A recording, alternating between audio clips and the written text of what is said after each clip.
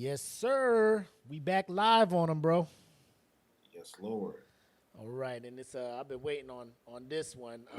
We've been going back and forth. We've been talking about some good anime, but it's time we start, introducing the big three to folks out here, man, letting them know what it is. And of course, we starting with my my gateway into anime on a real level because everybody I feel dabbled with Dragon Ball Z on Toonami and whatnot, and I feel some people jumped into this one on the late night Toonami, but Dragon Ball was like right after school, come home, check that stuff out. But um, yeah, Bleach, man, I think it's time we start talking about it, man. And like I told you, I know you tired, so we're gonna try and keep this short, ladies and gentlemen. But I told my man Deontay to keep me in line because when I get to talk about Bleach, man, I be passionate. Whew.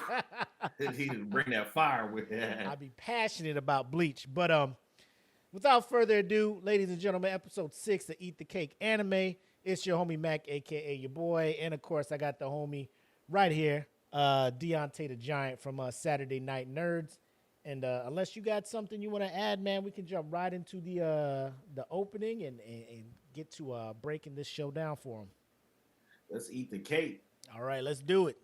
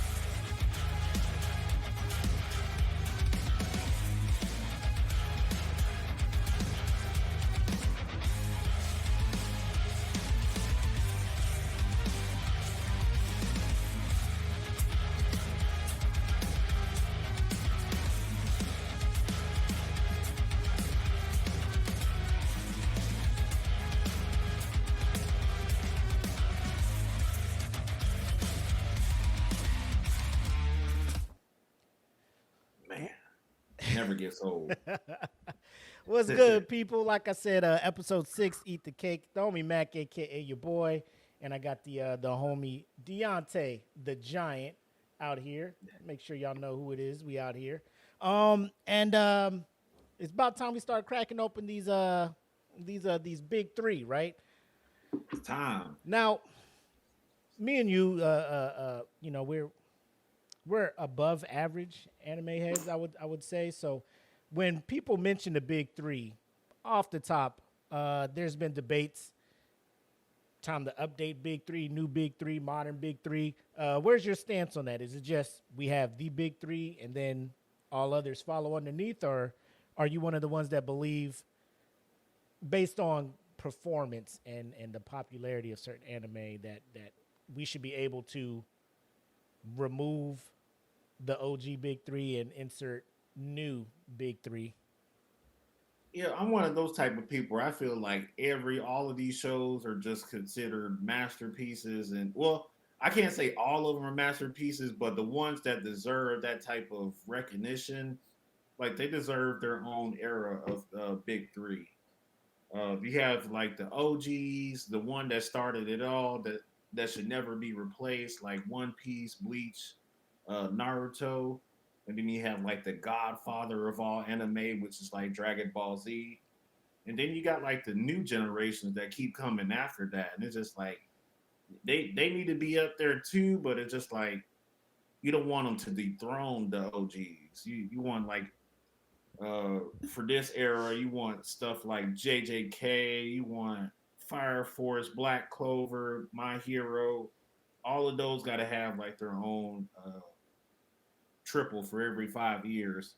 Yeah, yeah. I'm in the same boat when it comes to the OG big three because without those three, like I don't think anime spreads like it does.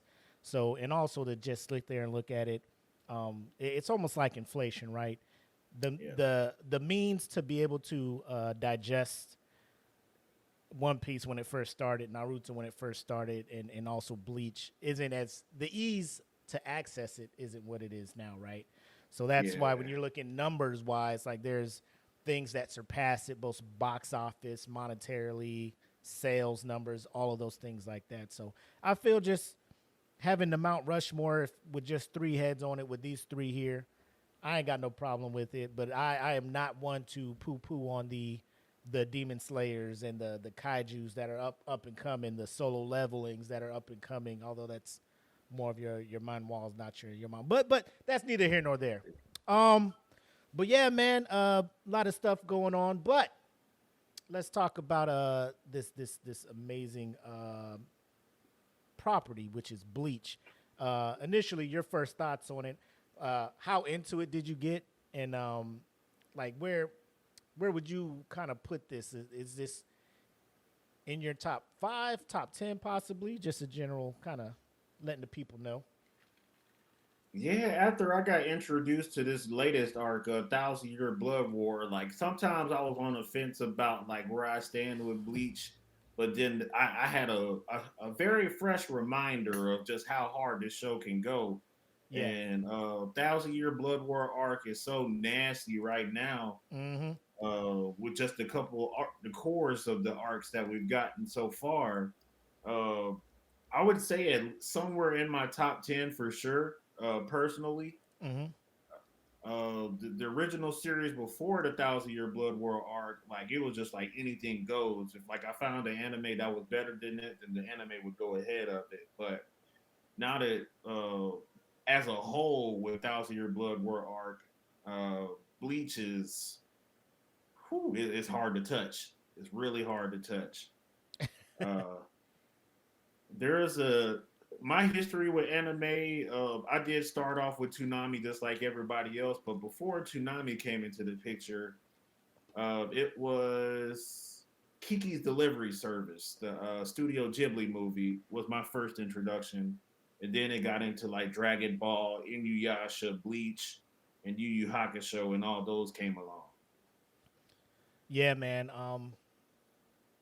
It's tough to try to get newer generation to like rank Bleach as high as you did. I think Thousand Year Blood War kind of put it on a lot of people's radars more recently, especially since, and we'll talk about it, the original anime, bro, like filler paradise, bro. And we'll get into that when we get into the anime. But let's get into what we like to do: break down the manga, and also talk a little bit about the creator, one Noriaki Kubo, or as he goes by his artist or screen name or his alias, Tite Kubo, with this segment of creating the manga.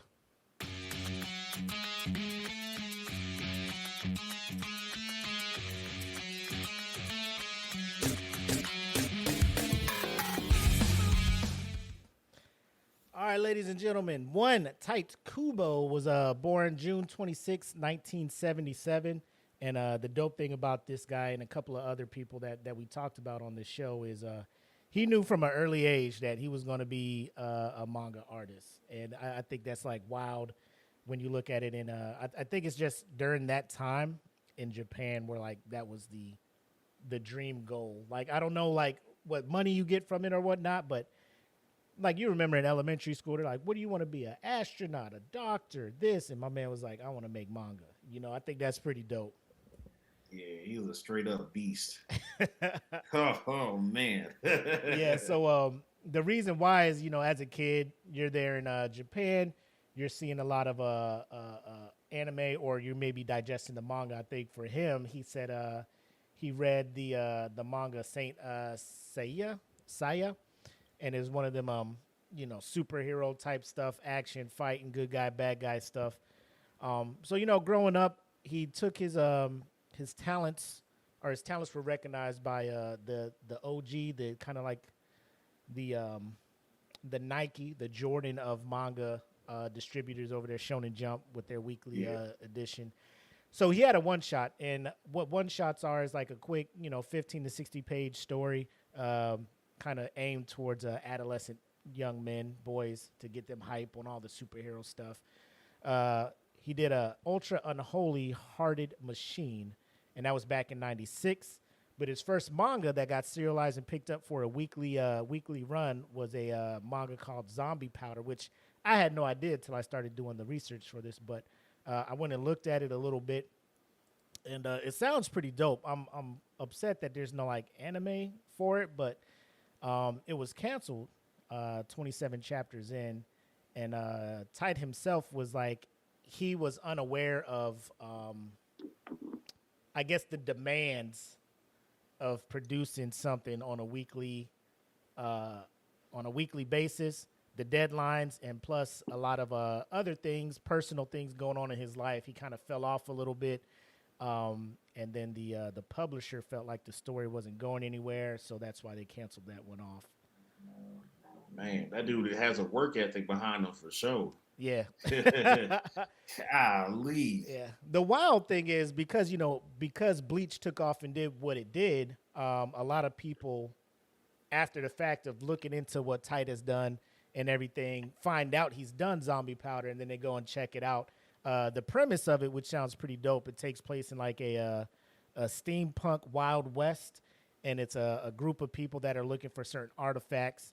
The biggest one is the zombie powder, which if you collect it, gives you the power to bring back the dead back to life, and gives you pretty much immortality at that point. So it's kind of the gist of it. I'm gonna mess around and try and see if I can't find the manga and go read that. But yeah, that sounds wild, man. That's what I'm like, man. If you just want to go back tight, and finish that up or pick it back up, because you got some clout now, my boy.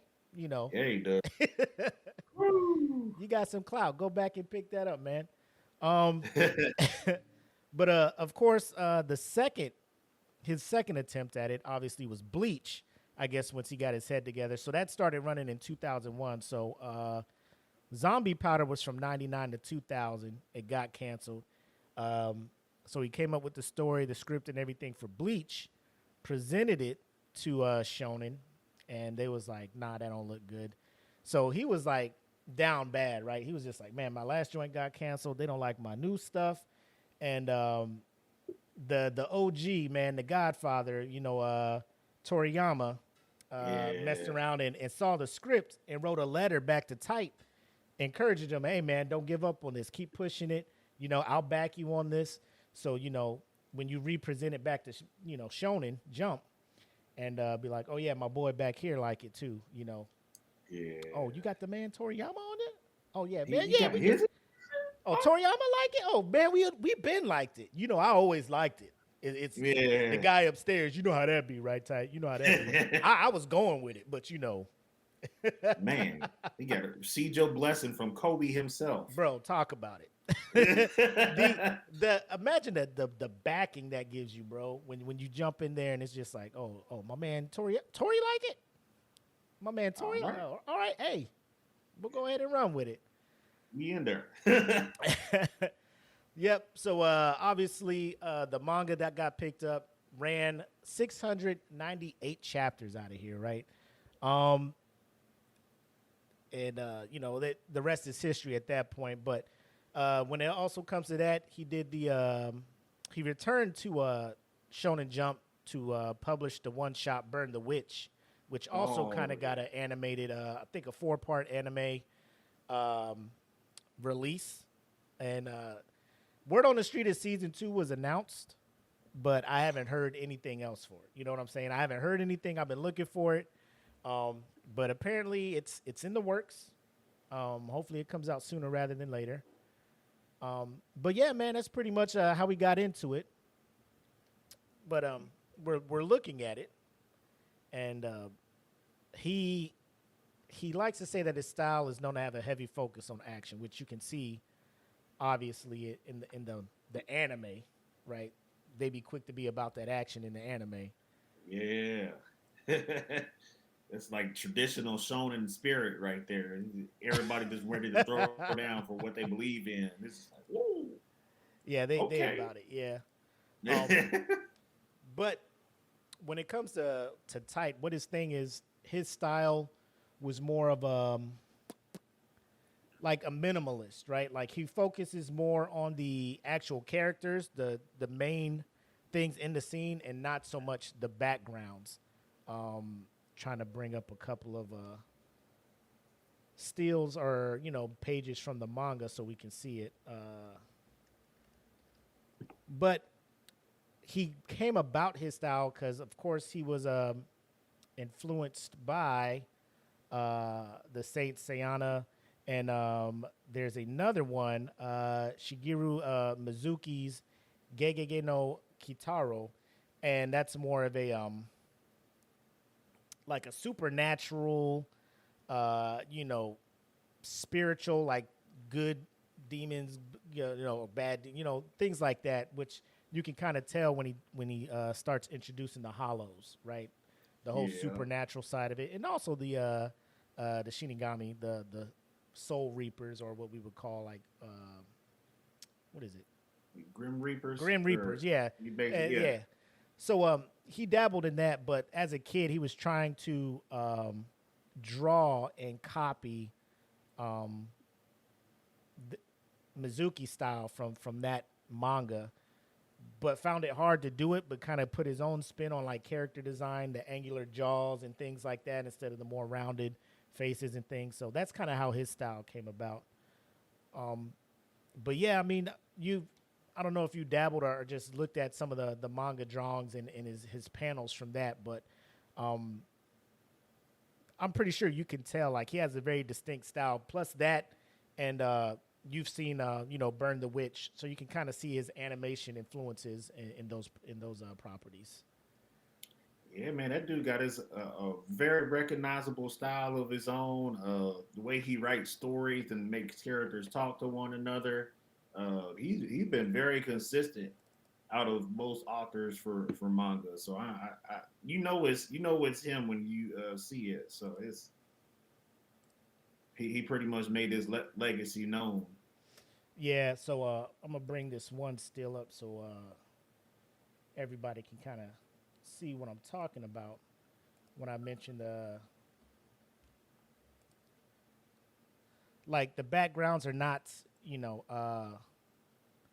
very detailed. He's not trying to worry about all that. It's just more focused on the characters in here, right? So plain empty backgrounds, focused on the characters, and kind of makes it stand out more. And the other thing that I noticed, and he kind of mentioned it, it was part of his MO when it comes to that, is when you look at the manga, everything is black and white, right? You're just like, well, those are the only things you can do until you put out an art book and throw some color on it.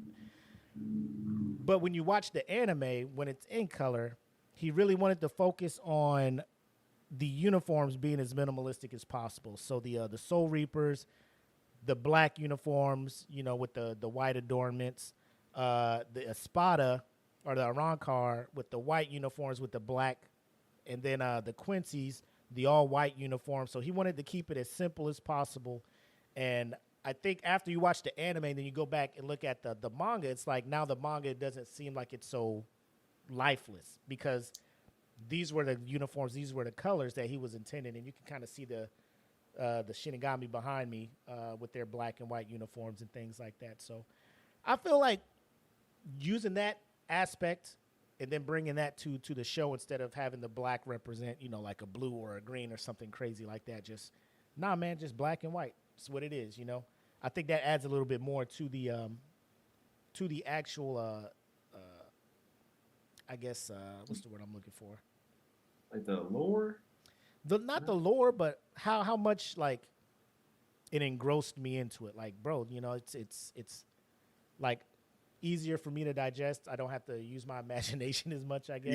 Yeah. One of the things, it's so, I appreciated that about it. Like he wasn't trying to do too much as he was drawing it. Like he's just like, I'm just drawing these characters and we're going to stick to these action scenes, right? Wasn't a whole lot of dialogue there was dialogue. Like my man Tite be writing the dialogue, like when they be fighting, they're about to fight. The banter back and forth between combatants is pretty dope too, which translates well over to the anime. But When it comes to the writing, I thought it was pretty good, and I mean, it's pretty for the non-filler episodes. It's pretty spot on. So if you watch the anime, you can kind of see how involved he was with the writer when it came to the adaptation. I'll throw it back over to you. Like the every shonen has their banter. Dragon Ball, obviously, the cockiness of one enemy when they think they got the upper hand, and then the shonen joint kicks in, and then now they have the upper hand, and they're just explaining powers to one another. Man, I just thought that was pretty dope. Yeah, man. Like one of these days, we're gonna have to like figure out how to get a discussion going about who is the craziest shit talkers in anime, because there's a lot of shit talking in shonen anime. Bro, what up, Will? Appreciate you tapping in, man. I see you too, Blake, man. Thanks for watching, man. Yes, sir. Go ahead. Oh, yeah. We got guys like Vegeta, Yu Yu Hakusho, Ichigo Kurosaki, like some of the most well-known shit talkers in all of anime. And it's like there's levels to it though, because there's like they'll just like taunt you a little bit, and then there's guys like who would I say is like the most foul and disrespectful?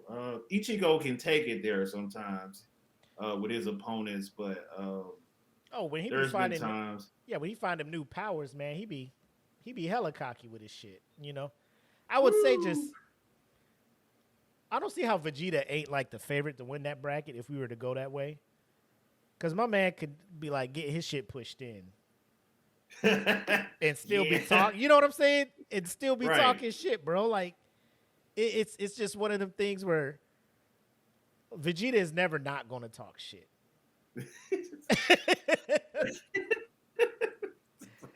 Vegeta's never he not. Is Colonel Stinkmeaner. It pretty much. He's like, I'm gonna lose, but I'm gonna tell you something about yourself on the way down. So my man, he gonna get his ass beat. Goku come in, save everybody, and Vegeta be like, "Why'd you jump in? I had him." Like, bro, no. Vegeta, you over here, you over here, dusty as hell, bro. You done flew through like 8 mountains.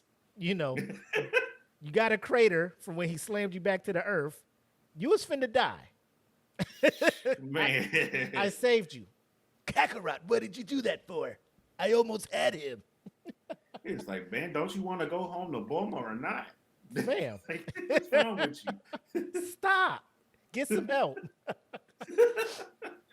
Like, dang. But yeah, when it came to this one though, so the supernatural side, we talked about that from the Gegege no Kitaro, but the Seiya, I hope I'm saying it right. The fantastical weaponry and the powers and the things like that. That's what he took from that and incorporated into something that he wanted to appear very traditional.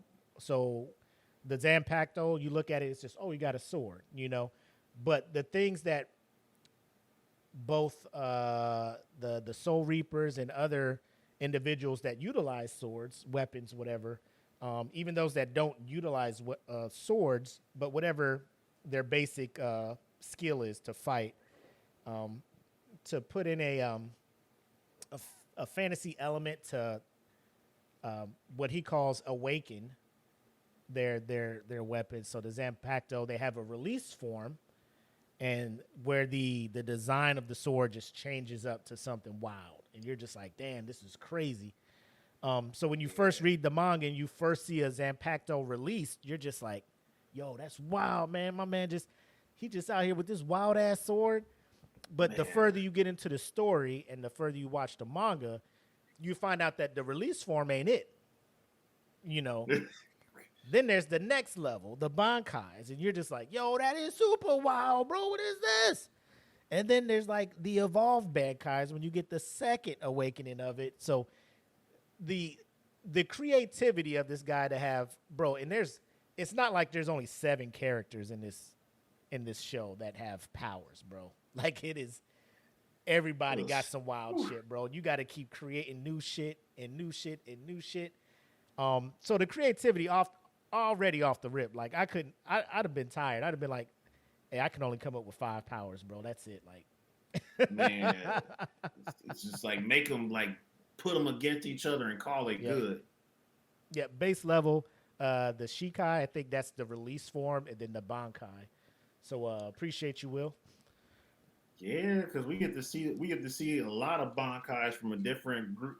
Well, we see it from Soul Reapers throughout the original series, and then you think like some of them have bankais, and you find out in Thousand Year Blood War that wasn't even their bankai. They had another bankai, and it's just like God damn.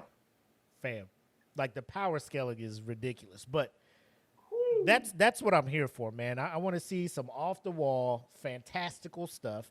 I want to see a spectacle when I sit down and tune in to these shows and read these stories. Like I could appreciate just straight up swordsmanship, like your Afro Samurai, your Samurai Champloo. You know, you like I could appreciate that, you know. Um, but bro, the kid in me, bro, I want to see some wild stuff, you know. And Bleach Yeah, gives it to me. that's a fact. Bleach gives it to me, and he also gives my man Toriyama big ups because he said, you know, watching Dragon Ball and watching the villains throughout there, like his mind, he was like, if I do this, my villains got to be outrageous, cool, strong, scary, and my man can write up. First of all, let me just give y'all the plot because Oh man. so this takes place in Japan. Obviously, a small made-up town, or is it made up? I don't know. Karakura town. Ichigo Karasaki. One of these like your standard shonen. He's a kid, but like he's hella strong for some reason, stronger than normal.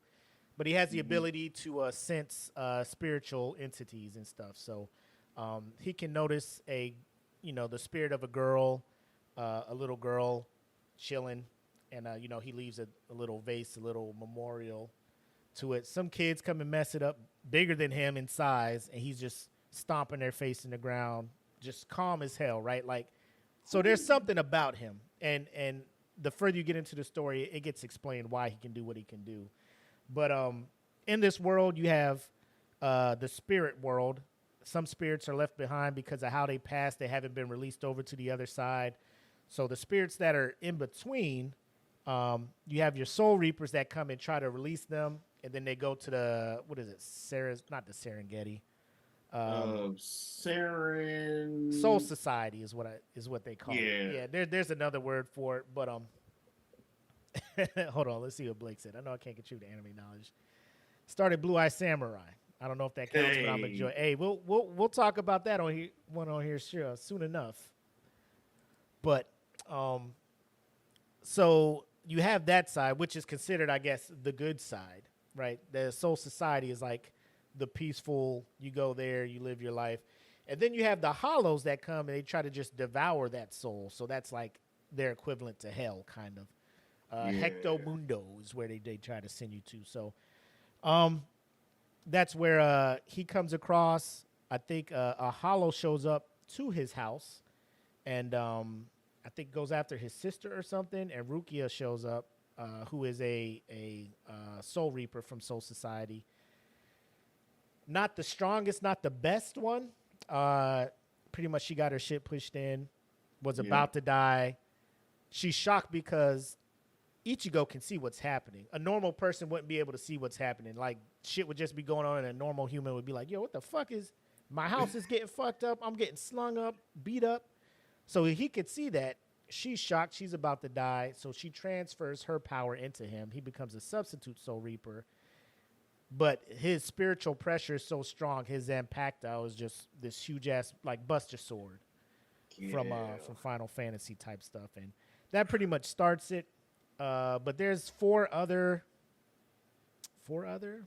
say three other teens in his town that kind of have that ability to sense spiritual pressure. You got his homie Chad, who's Yeah.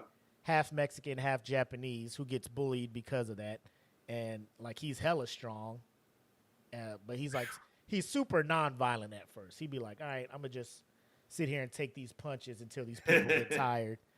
And then you have Orihime, the main female lead, I guess you can say lead, who also is kind of brought into that world as well as you know, you got Rukia, like we just talked about. So that's kind of like the main four that go about in the town until they transition over to the Soul Society arc. But that's pretty much the gist of it. But I know that's all that to say this. Talking about wild ass villains, my man Tite has probably written what some would consider one of the most broken, most the biggest plot twist, the biggest like, oh shit, my man here was doing.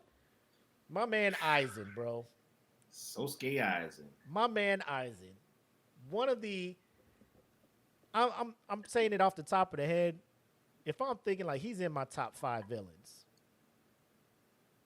I would say top 5. If I really sat and thought about it, he can move out of there, but he's guaranteed top 10 when it comes to the sinister, the craftiness, the fucking the double betraying, the double agent, bro.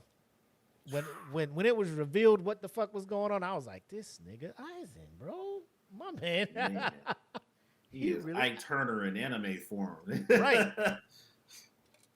Give that side look, right? My man was just pulling the wool over everybody's eyes, playing everybody from jump, betraying his lieutenant. She ain't know what to do, bro. She was this. My captain is the best captain of all time. He will never. And once she was destroyed. Like she emotionally, mentally, she was just like, I can't fucking do it. Like if he's bad, the up is down, down is up. You know, like the whole world is messed up. So for him to come up with a character like that, to where even to this day, people be like, Eisen is probably one of the most broken, one of the most diabolical, probably one of the smartest antagonists in manga and anime history. Oh man, Eisen is what you call, man. What would I call him? He's got a plot twist, 4-year plot twist. Yes. If it wasn't for him, we wouldn't have Bleach, basically. Yeah, and it's like you side with him, you think you side with him, but then that man got another plan behind your back. Like you sided with him before the betrayal, and you're just like, all right, I'm on the right side of this shit. And then he got another plan on top of that back plan where he's just like, oh, you leaving everybody. Like you fuck everybody then, huh, Eisen? Yeah, pretty much. Yeah. This dude just like, I could solo all of y'all, but I'm not going to solo all of y'all. I'm going to have a little fun with it. I'm going to make myself some minions that's really powerful and let my minions do the work for me. But if y'all make it past the minions and you want the 1v1, I will be ready for that too. Yeah. Yeah, he wasn't like the smart dude that didn't fight. Like Eisen was about that work. He had bodies. You know what I'm saying? Yeah. He had bodies on him. Golly. Yep. But 74 volumes. So it was 698 chapters, like I said. So 130 million copies sold as of the last thing I checked. The last time the site was updated was 16 September. So, which placed it the 13th best-selling manga of all time, right?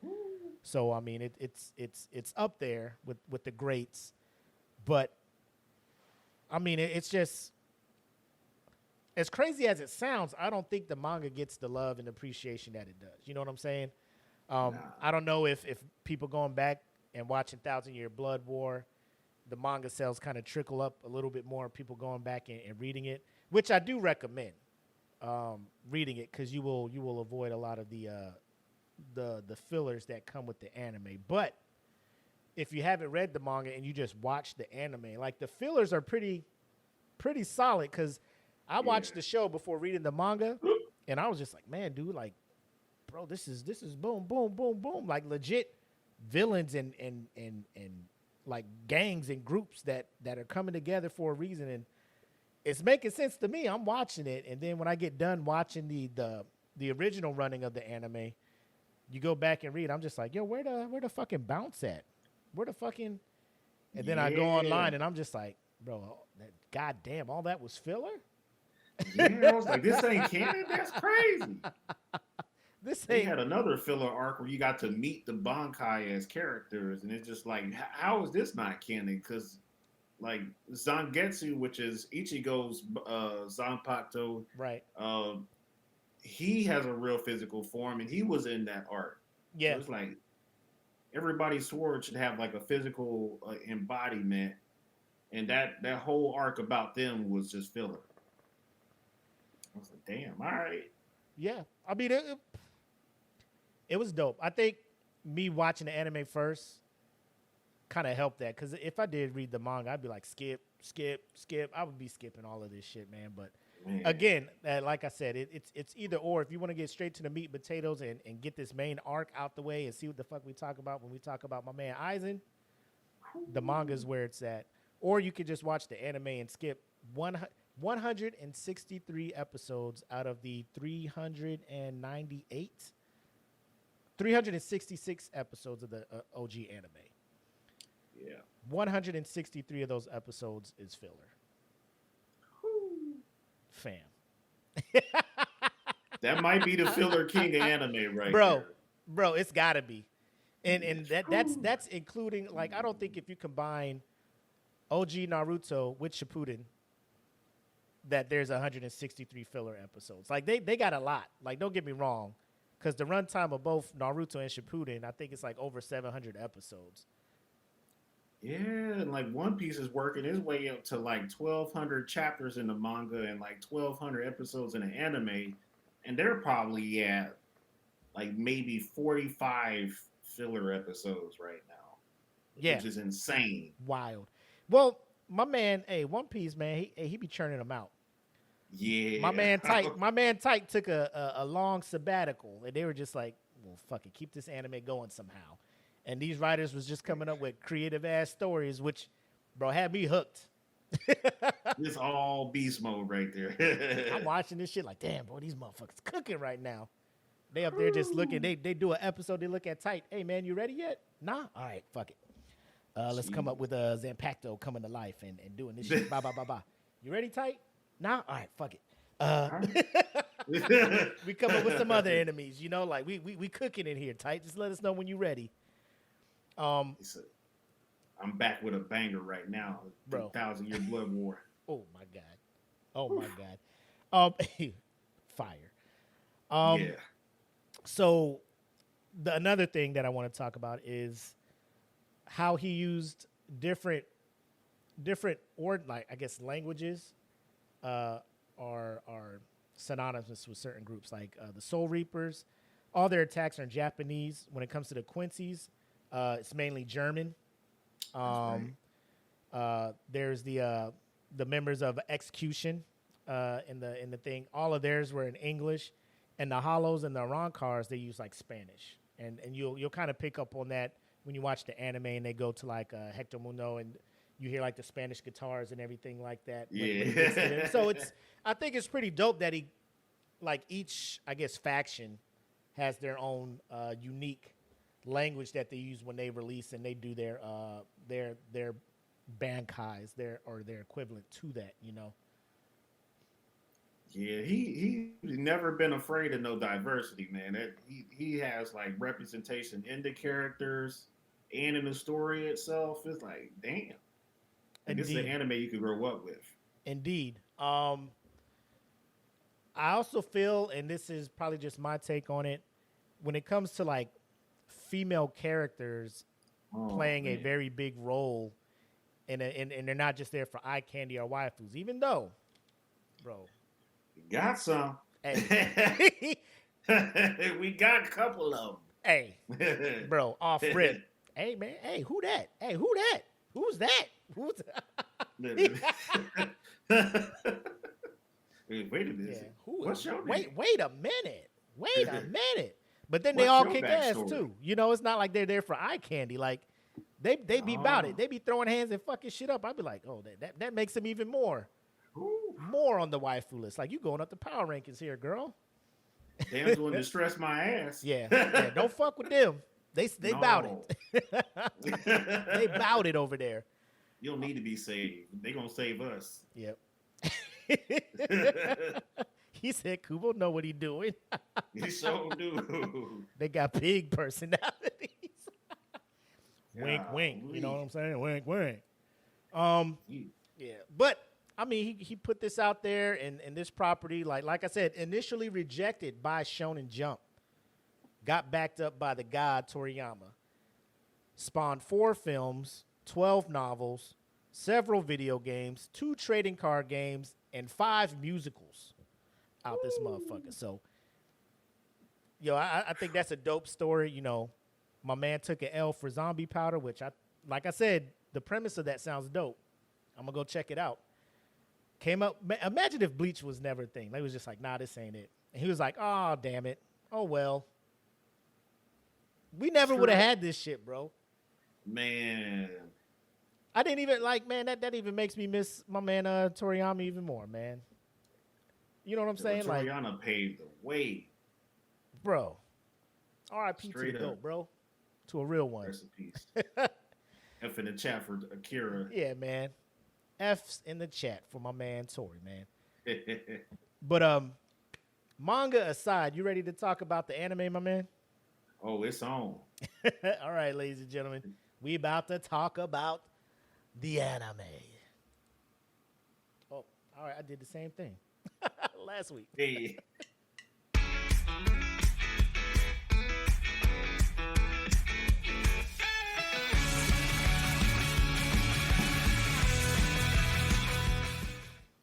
All right, man. Tell me, when you saw the first opening for Bleach, Asterix, that's the name of the theme song, bump song. Yeah. Your initial reaction? I kind of felt like I was at home because I was like, I don't know what number this was. This could have been either right after Yu Yu Hakusho or maybe right after Inuyasha in my timeline, but this was like a back-to-back W because it's just like Dragon Ball Z had like an English dub theme song that just really catchy. You have the Yu Yu Hakusho theme song that just makes you fucking get up and dance, and then Inuyasha, they really had the ending theme song to where you wake up at like 2 a.m. in the morning. That's the first thing you hear. Motherfucker, you sleep, you fall asleep with the TV on, and you like, what the fuck is? You wake up, Yeah, Boku Tachi Wild. It's like, oh, that's that jam. you be in your dream like, what the fuck is this playing in my dream for? For real. And then Bleach comes with their theme song, Asterisk, and Right. I'm like, all right, I'm locked in with anime forever because this seems like it's a trend that's never gonna die. Yeah, I mean it, like the song was catchy, but for me it was the visuals. Like my man, hey, I don't know if it was his idea or like somebody gave him like the direction, but bro, the cats in like these opening things, they be drippy, bro. The drip It's be. like, I'm like, bro, these motherfuckers swaggy. They saucy as shit, bro. Them motherfuckers doing Ichigo outfits. got on Yeah. like cardigans and all kinds of stuff. Like you smell like Tom Ford cologne. Like, what is you doing? Cardigans, my man have the ski goggles up here with the button up with the fucking the capri shorts with I'm like, bro, you ahead of your time out here. Swaggy out, bro. Man, Ralph Lauren in Japan. What is going Right. on here? Yeah. which was wild. I'm just like, I think that was dope because the characters are teenagers, in Japan. When you watch the show, they ain't wearing. I mean, they'll wear a couple outfits, but they ain't wearing the drip that they have in the title, the openings and things like that. So, but like if you just Google like just random artist depictions or drawings and stuff like that. Tite has drawn a few like the art books. Like if you look at the art books, like the different styles he would have them wear, hip hop styles, punk rock styles, things like that. It's just my man was just he was on another level when it came to that. And not to take away from openings from other animes or like their styles. I think this was the first one I saw where it was just like I can see them doing that. Like it wasn't because like Full Metal Alchemist. Like the opening, they ain't wearing no wild shit like that. But I guess it's more the time it was happening in. I think they were trying to show that Bleach was like a modern day type anime that was taking place in modern time, early 2000s, mid 2000s. And that was like the style that was popular in Japan. So he was just like, I'm gonna just have my characters reflect the age of the demographic they're portraying and wearing these things, which I think helped Bleach stand out a bit more from your your Inuyashas, your all the other anime that were going on at the time. It was more of a modern anime, if you will. Yeah, and the background music that he had to support that was just like, woo, that man is cultured. He got taste. Yeah, he does, man. Like I ain't gonna hold it, but and I ain't trying to play nothing because like you mess around, play any theme song from any anime, play any kind of scene from it, TV Tokyo be on our ass, bro. So just go to YouTube and type Bleach openings, because unlike like we talked about My Hero, I think episode 2, and we were like, man, the only thing that My Hero is dropping the ball on is its openings. Yeah. Bleach doesn't have that problem. Like Bleach has bangers, my boy, bangers. Openings and ending themes. Yes. Oof. Yeah. When you go two for the opening and closing, you got me. Yeah. You got me. You know what I'm saying? God. Like I ain't going nowhere, bro, until you let me down. Putting up Kevin Durant numbers with that stuff. It's yes, bro. This motherfucker don't miss. He don't miss. So Studio Perrault, which is famous for your Naruto series, both Naruto OG, Shippuden, Boruto, if you want to throw that in there. I mean, people fuck with it. People fuck with Boruto. It's another grind. You got to grind to get to the good shit. It's like what do you call them? Like a super sour patch kid. Like the fucking sour shit be kicking your fucking ass. But if you hang in there, you're going to get to the good shit. You know what I'm saying? Yeah. Get to the sweetness. Yes, most indeed. They've also done Tokyo Ghoul, obviously Yu Yu Hakusho, one of the GOATs, Black Clover, and Akudama Drive, which is a newer one I think came out a couple years ago. I want to say 2020 or 2021. Dope-ass anime, by the way. But you were talking about the OST, like the soundtrack of it, music by Shiro Sagisu.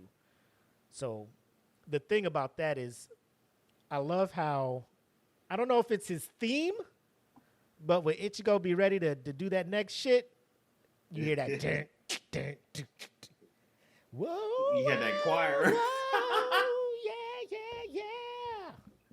So like, well, I'm like, oh right, shit, what is this? Is this the muses from Hercules over here? He got a whole choir in the background too. If you want some action, you got to be the main attraction. I'm like, well, somebody about to get this shit pushed in by my man Ichigo. Man, look, Kubo getting hired. He already know. Somebody. He hired Martin Luther Baptist Church to come sing that. Come sing that song for Ichigo. I was like, all right, then. He was over here in the States for a little bit. He did some recruiting. Talk about it. But no, I mean, like I said, we kind of talked about the plot, animation on point. Seeing it in color, like I said, I watched the anime first and went to the manga. Like I can imagine, like I said, watching the manga and you see Ichigo, everything's black and white.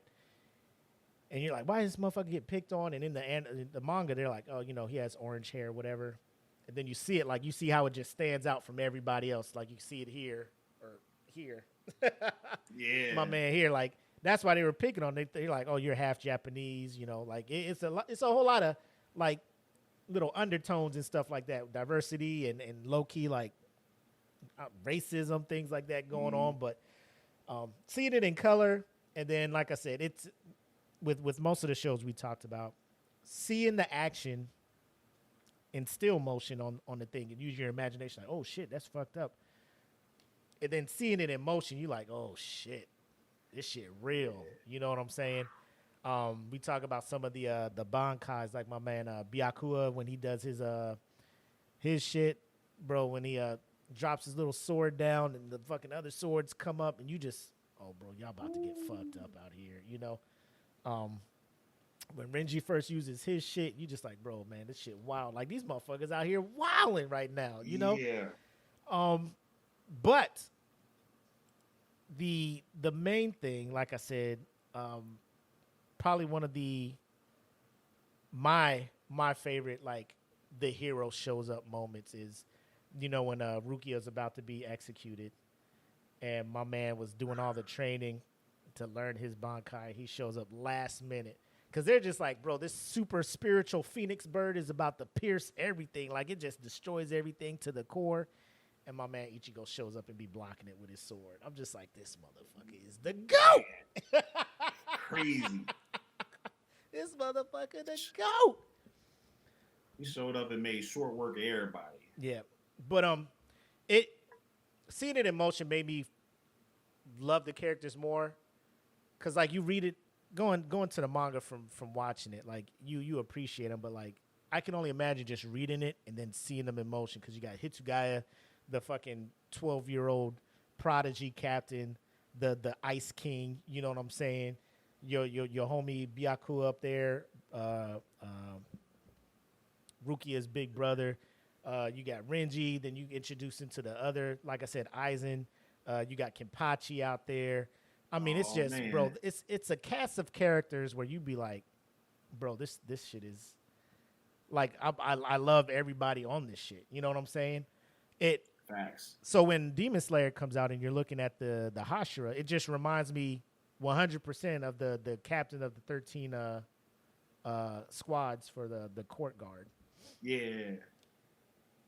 Like, dude, their swordsmanship is not to be played with because these dudes, they've been killing hollows all of their career, and of course they have to go all the way up. They have a chain of command, so they got like the grunts, the lieutenants, the captains, and then you got the big boss man, Yamamoto. Woo.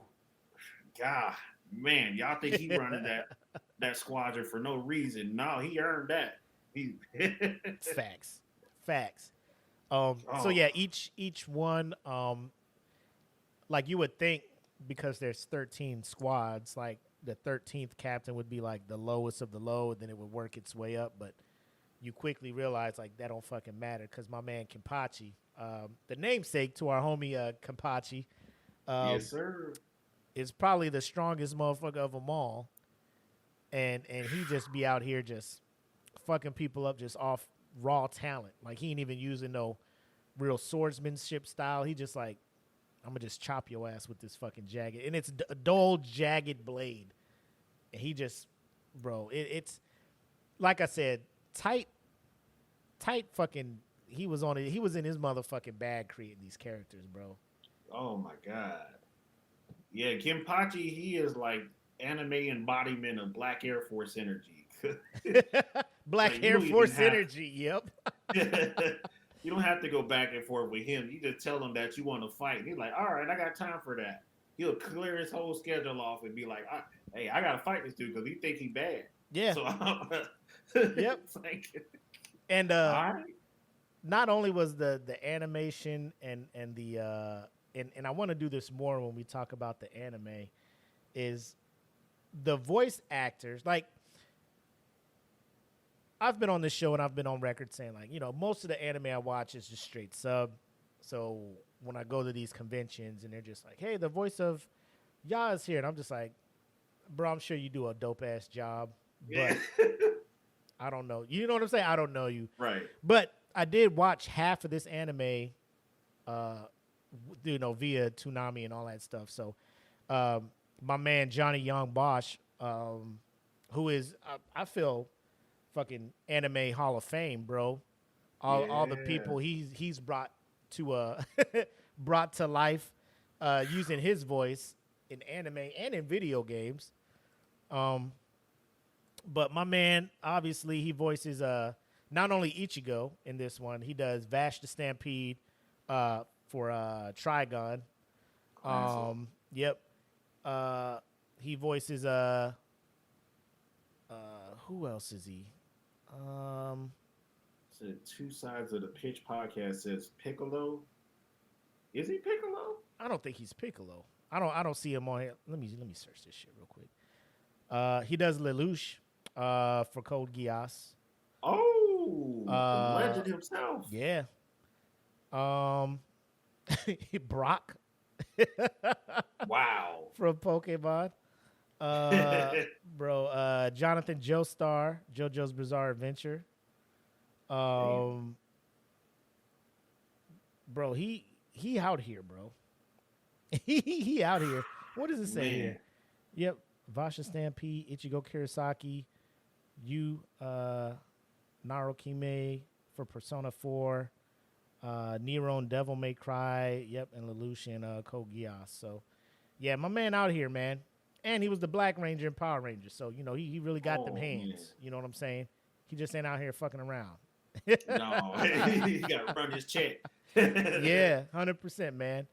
So yeah, I mean he's out here, and then they didn't slouch back off when it comes to Orihime, because the voice actress that played her, Michelle, or not Orihime, yeah, Orihime, Stephanie Shehh, S-H-E-H. She's been known to come out here, and she's also done work on where's it at? I just had it up here. So she did Hinata in Naruto. She did Orihime in Bleach. She voiced the title character in Sailor Moon. She plays Katana in DC Superhero Girls. She played Yui in Sword Art Online, as well as some other ones. So it's not like they just got some random people. They got some people with some acting chops in here. Like I said, man, the first half of the anime, I'm watching this shit. I'm like, bro, these people are on point. But then I fucked around and watched the sub. Bro, it just hit different. I'm going to just say that. When them motherfuckers BANKAI, I'm like, oh, shit. Ooh. I felt that. I felt like, that, yeah. It got serious now. Uh-oh. Yeah, because Johnny was just like, you know, he watches it and he's trying to replicate that same attitude and voice inflection when he's doing it. And he was like, bro, about 8 episodes in, like his voice was starting. He was starting to like lose his voice. His throat was hurting because he was trying to. And then the director was just like, bro, you just got to find out how to make it yours. Like you can't do what my man over here doing. You know what I'm saying? No. Like you can't. You can't do what my man over here doing. What's my man name? Masakazu Moriata. Yeah, hey, my man, you ain't gonna do what he do. Let me see who other voices. That's Ichigo Japanese. Yeah. 100%. And then they had Johnny, the original voice actor, English voice actor that did Brawly. Apparently, he got caught up in some sexual assault charges and stuff. So they recast Brawly's voice to be my man. What you call it? Brawly. So Johnny is also the voice of Brawly now. So. Wow. Yeah. Man. Him and Chris Sabat be getting that work. They do, man. So I just feel like, you know, wrapping in all that stuff, man, like it's one of the better animes. Like I said, the fillers is probably the biggest knock against it. The biggest knock. But if you're just going watching it, not knowing the anime or the manga, watching it through, like the fillers are not like the random, oh, we're at the beach episode type shit. You know, like it's legit arcs that I like, the Bount arc and the, like you said, the Zanpakuto one, and then there's the Vizard, and then all this other stuff. I'm just like, yo, this shit wild. You know, like this shit is dope. And then you go to find out all this shit is fucking filler, you know? It's like, you at least make one of these arcs canon, man. Yeah. Yeah. Because, I mean, I was like legit like, I don't know how they getting out of this shit. You know, like, I'm just, fuck, man, they might not make this shit. And then, like, oh, that shit wasn't even a real thing. What the fuck am I doing? Why was I stressed? It's just like, fuck was I stressed I could have totally missed this and not regretted it. At all. Jesus. It been fine with it, you know? But yeah, I mean, overall, it's just one of the like I said, it was my gateway into it, man. Like I watched this, and that led me to Full Metal, led me to Sword Art Online, led me to Attack on Titan, led me to Naruto, and it just went on and on, man. And at that time, it was dope because all of these series were already wrapped up, so I was just binging these things, bro, like fucking crushing them. And then like you finish them up, and now you're like on current anime, and you're just like, weekly waiting for my episodes, and then now in your Demon Slayer type shit, you're just waiting for like 3 movies to come out now, to wrap that shit up. So yeah. Hey man, hey, I appreciate that, bro. Love it. And Big shout out. yeah, once we get done here, man, we'll go and return the favor, man. I appreciate that. Yes, indeed, man. Bleach has definitely been a huge part of my childhood. You got the waifus, the music, the artwork.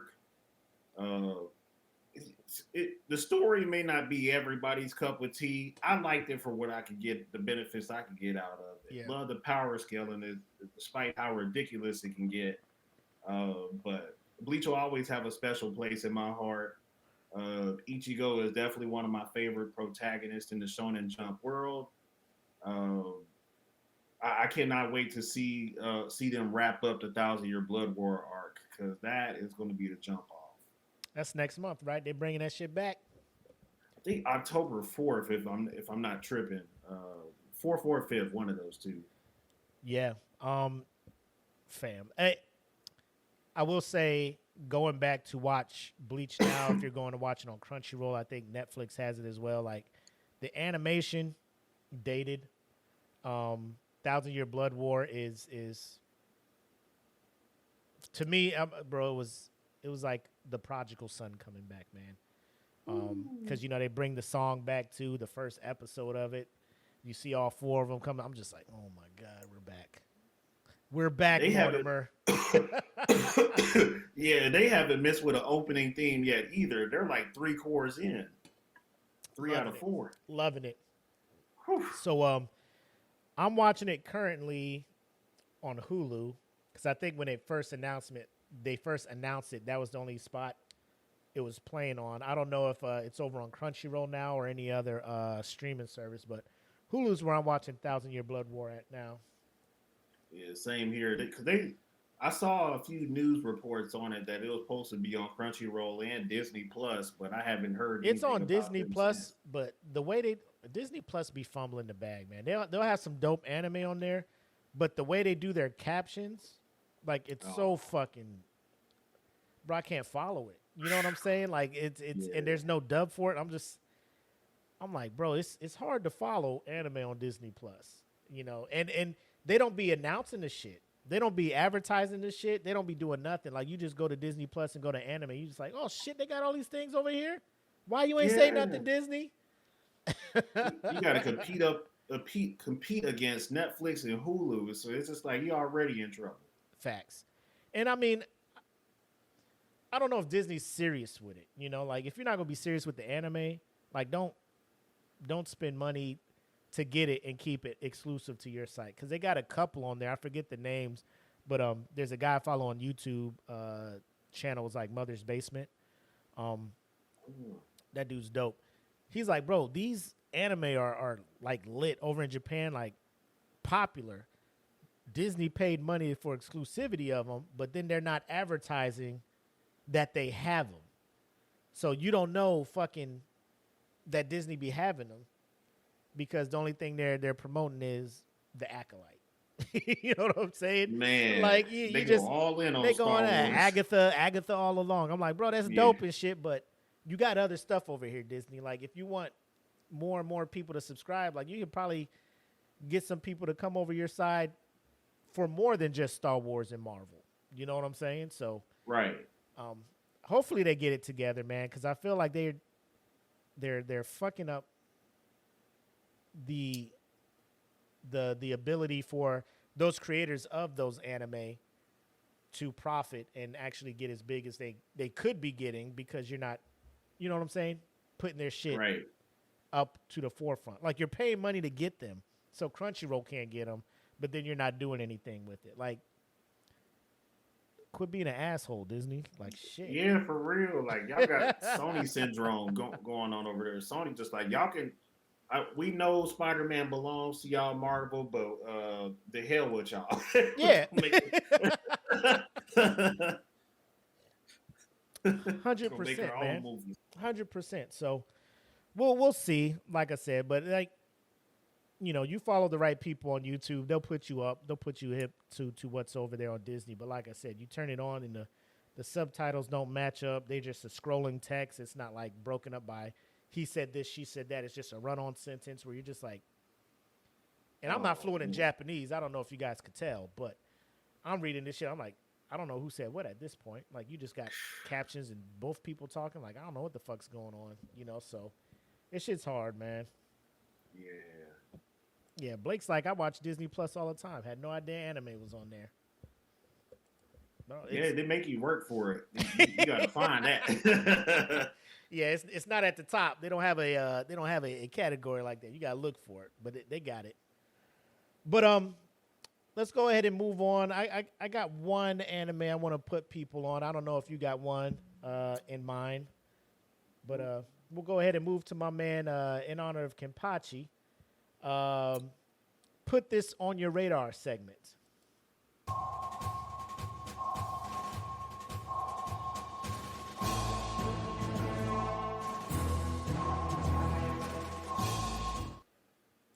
All right, you said you had something for him? I usually would like to like throw people something newer to watch, but I haven't gotten into anything new yet. But so I will put y'all on to like something old school, right, just for the sake of it. So, let's see, what is a good old school show that I recommend for people? Hunter x Hunter. So I don't know if we have brought that up yet, but Hunter x Hunter, supposedly the manga is supposed to be starting back up within a month or two because the author, Togayashi, he's been having some health problems, so he's been back in and out of the studio. If you want to like see what he's done so far, you can see all of his old chapters online. And you can go watch the anime on just about any app. Like Hunter x Hunter's on Netflix, Hulu, Crunchyroll. Very great story. Same author that made Yu Yu Hakusho. And I promise you, once you start, like two episodes in, you're probably gonna binge the rest of it. Yeah. Bro, that's probably one of the best anime, not just best anime, best stories out there. When you look at it, man, when it finally closes up, like we thought we had closure. I thought we had closure, but my man came back, was like, all right, I'm back. Write some more shit, and I'm here for it. Right.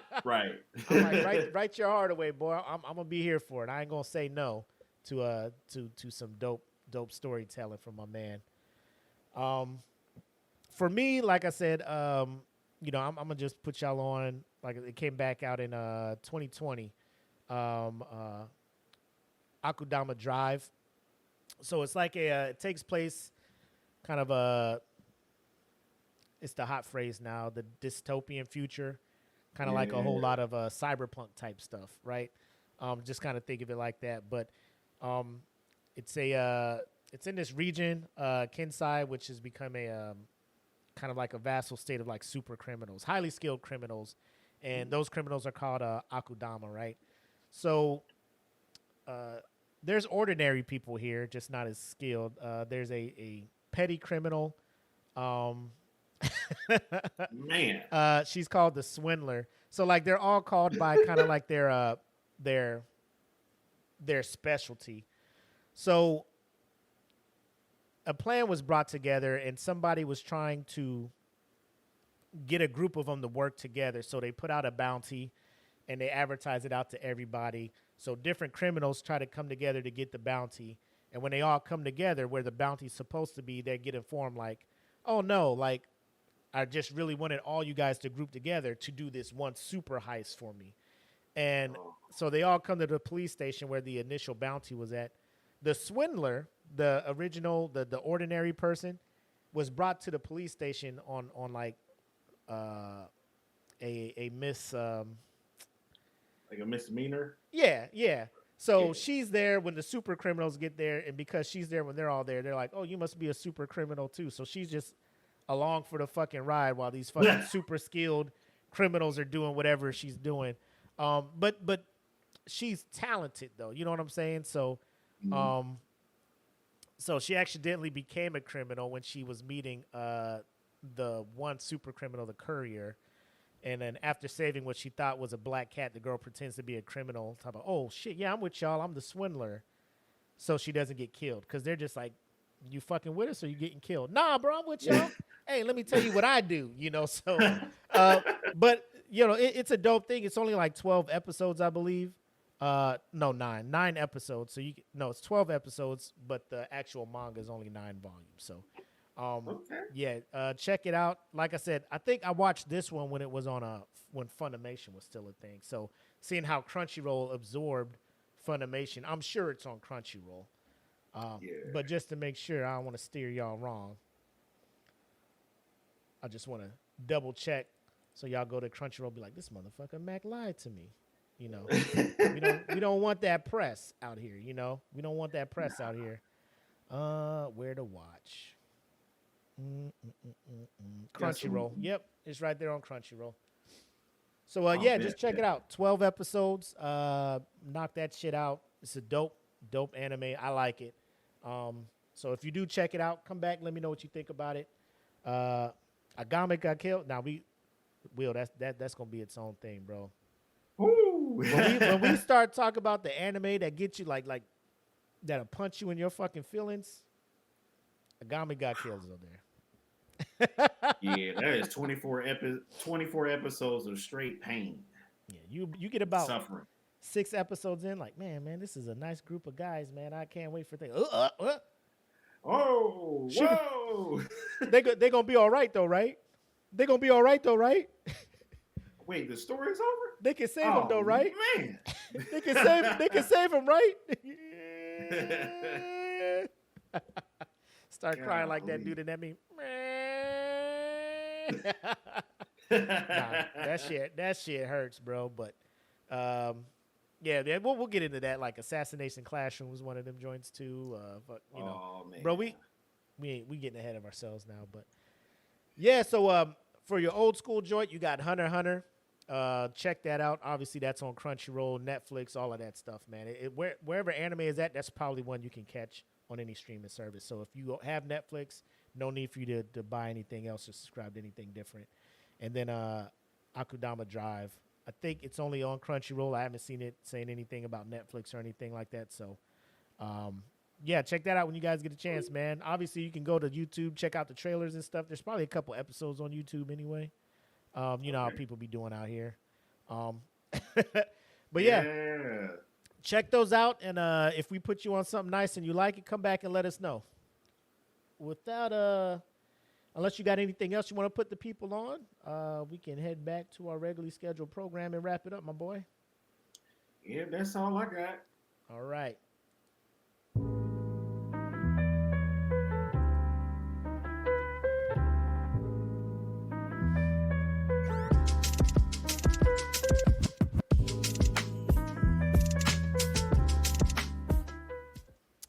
Side note, I just found out that it's also on Disney Plus. Because the internet told me. Disney Plus didn't tell me. You had to scroll down and be like, oh yeah, this shit's on Disney too. Disney, get your shit together. Third party? Yeah. Disney, get your shit together.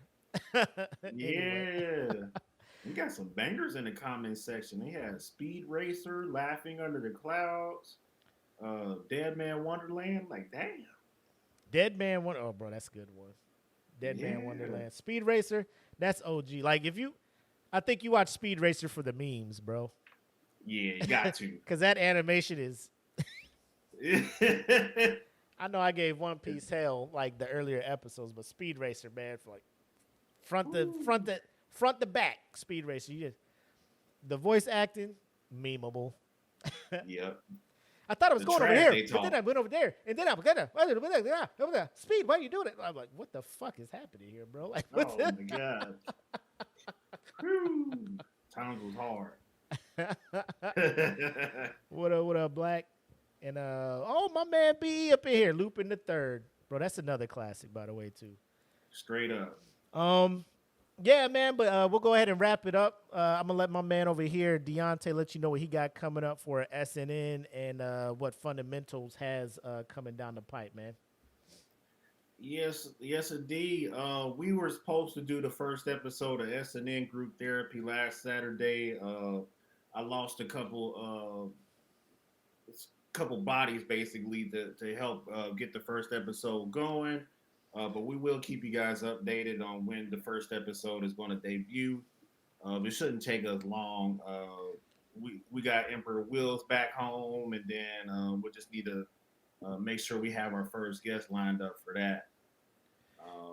My next announcement is the one we've all been waiting for. So, Saturday Night Nerds on September 28th, which is this Saturday at 12 o'clock noon, we have a merch store going online. So, say word, son. yeah. So we finally got a store up and running online. So you guys will be able to buy whatever you feel like. We'll have coffee mugs, shirts, hats, mouse pads, you name it. You go to our website. I'll provide the link for you this Saturday in our link tree, and we'll also be throwing the link around in all of our streams. So definitely head to the website. We'll even start putting out promo codes so you guys get like free shipping on everything you order. And we'll also apply that through our Patreon website too. So if you're on our Patreon, you'll be able to get some goodies for not nearly as expensive as most websites will charge you for some merch. Nice. Yo, what was the what was the planned topic for the first session of group therapy? The first group therapy session was going to be about gaming. We're going to complain about like our relationships with like customer service, like I was going to do with PlayStation. Will was going to have his thing about Xbox, and then we could just talk about like PC or online multiplayer or What companies just putting games out too soon. Yeah. So when y'all planning on doing that one? Because I got beef with Nintendo and their Oh bro, yeah. y'all ain't lowering these prices for these games yet? Why is shit still $60, man? Wilding out. Why is Breath of the Wild still $60, man? Like I would like to go back and play it, download it on the Switch. But you over here talking about $60 still. And there's a whole second one out.